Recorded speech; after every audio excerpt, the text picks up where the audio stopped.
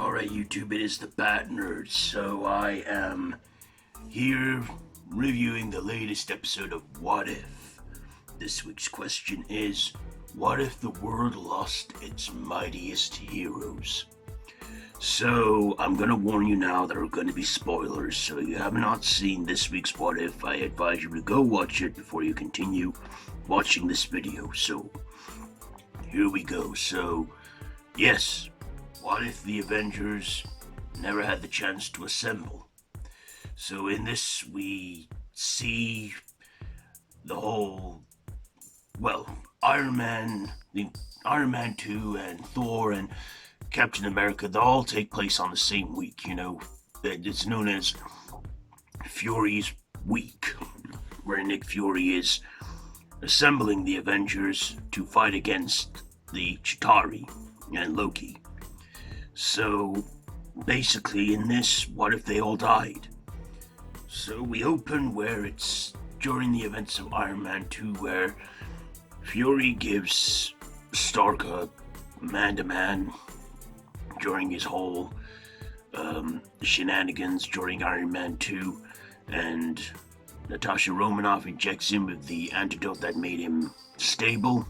If you remember the events of Iron Man 2, he wasn't well, but he dies from the injection. We then see the events of Thor when he's exiled to Midgard or Earth, and basically the scene where he attempts to reclaim his hammer. He never gets the chance to touch it because Hawkeye fires too soon, or we believe it is. Well, he's framed to. And then, of course, Hawkeye is locked in a cell for believed to have killed Thor, but then he dies mysteriously. And then we go to Natasha Romanoff, where she finds Betty Ross and, finds out that the serum had no chance to inject into Stark's blood. And then we get Bruce Banner, who hulks out, because of General Ross during the events of the Incredible Hulk. And yeah, for some crazy reason, Hulk explodes. And then we, of course, see Natasha get assassinated. Well, she gets killed, and we discover that, we find out who it is. Well, no, she finds out who it is. We're left in the dark a little longer. And then when Nick Fury is about to give up hope, he's about to summon Carol. But then he goes to Loki. It turns out that also Loki comes to Midgard with the army of Asgard to avenge Thor after he is killed. Because in the first Thor movie, when he is exiled, he is mortaled. Till the end when Odin does it, but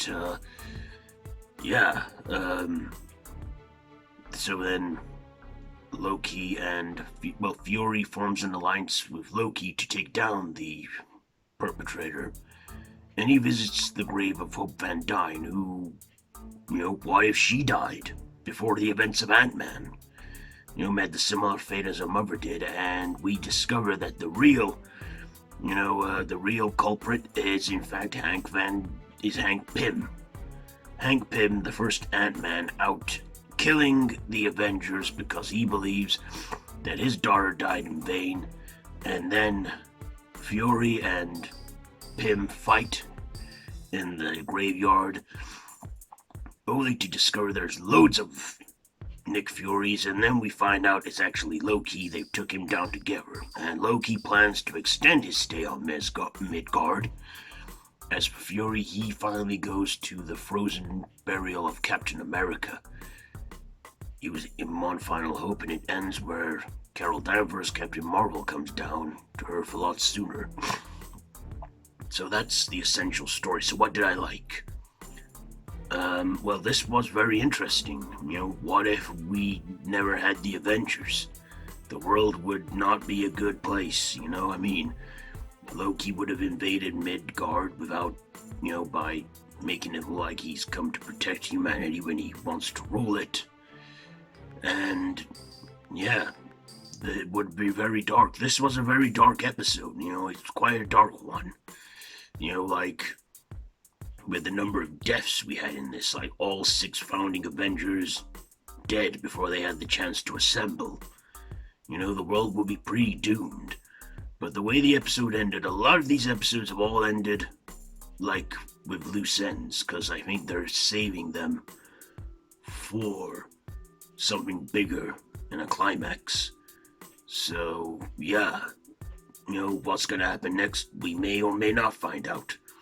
But again, the animation was good, the story was interesting, it was pretty good. I liked that we got Hulk, even though he exploded, which was sad. Yeah. All the Avengers dead.